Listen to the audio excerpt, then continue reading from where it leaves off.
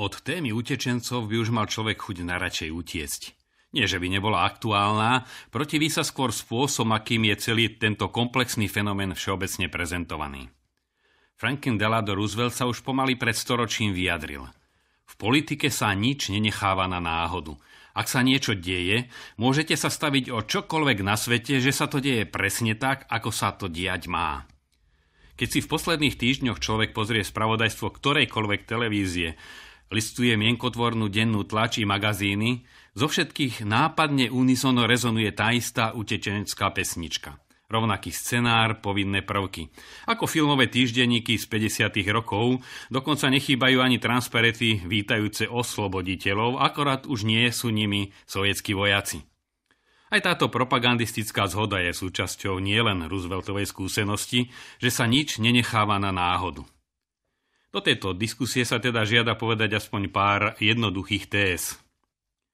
Keď prebiehal naplánovaný integračný proces a rozširovanie Európskej únie a bolo fakticky nemožné, aby do nej nevstúpila krajina, ktorej bolo určené vstúpiť, politici i médiá sa radi oháňali aj výrokmi Jána Pavla II. Ten bol podľa nich jednoznačne za Európsku úniu. Samotný pápež Ján Pavol II sa opakovane vyjadroval zhruba v tomto duchu. Ak v Európskej únii prevládnu duchovné a kultúrne hodnoty, bude požehnaním, ak materiálne záujmy, bude kliatbou. My už môžeme posúdiť a dokonca aj pocítiť, ktoré z hodnôt v nej prevládajú a nakoľko. Podobne sú neustále pristrihované aj výroky pápeža Františka. Posledne jeho výzvy na prijatie utečencov. Aj tie treba brať v kontexte. Je všeobecne známe, že pápež si s rovnakou priamosťou nedáva servítku, aj keď hovorí o príčinách migrácie, o egoizme bohatých krajín a záujmových skupín. Stačí si prečítať jeho nedávnu encykliku Laudato Si. Nehovorí sa ani o jeho naliehavých výzvach na hľadanie politického riešenia. Cituje sa len vtedy a len tak, ako to vyhovuje. Vráťme sa teda k pápežovmu príhovoru pred modlitbou Anjel Pána v minulú nedeľu. Čo tu vlastne povedal sám pápež František? Počúvajme slovo za slovom. Tvárou v tvár tragédii 10 000 utečencov, utekajúcich pred smrťou, vojnou a hladom, evanjelium žiada, aby sme boli blížnymi tým najmenším a opusteným. V ďalších slovách, ako vieme, pápež navrhuje praktické formy pomoci, do ktorej vyzýva najmä všetky farnosti.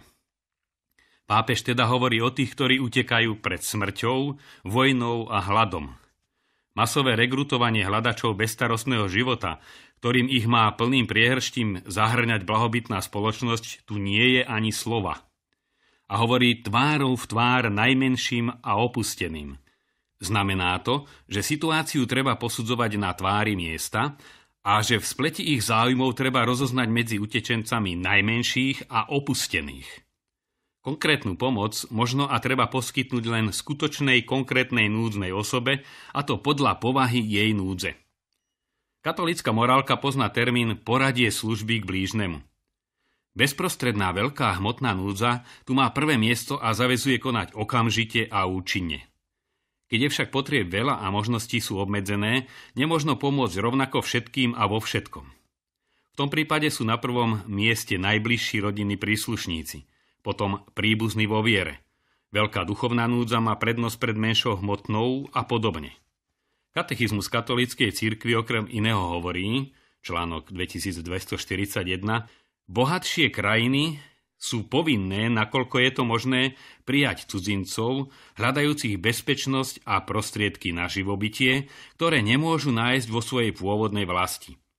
Verejná moc má dbať na zachovávanie prirodzeného práva, ktoré stavia hostia pod ochranu tých, čo ho prijímajú.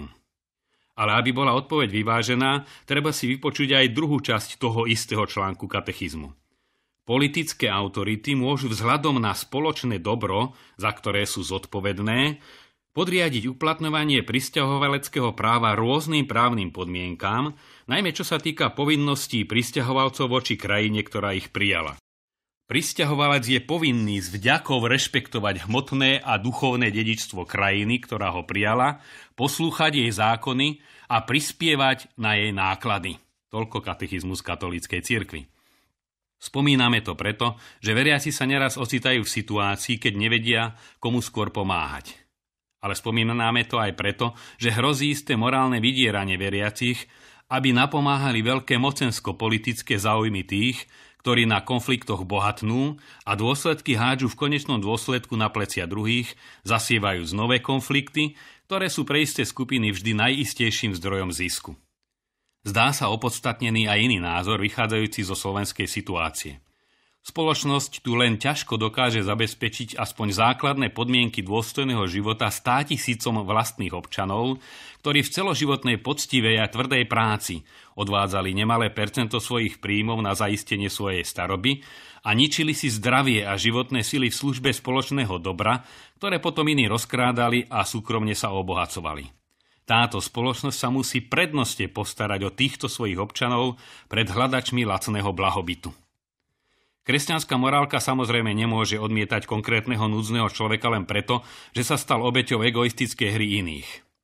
Ak poznáme celkové postoje pápeža Františka, popri starosti o núdznych, ktorí sú jeho srdcu veľmi blízki, má tento pápež nemalú starosť o bohatých veriacich členov dominujúcej západnej kultúry, tvorenej prevažne kresťanskými krajinami.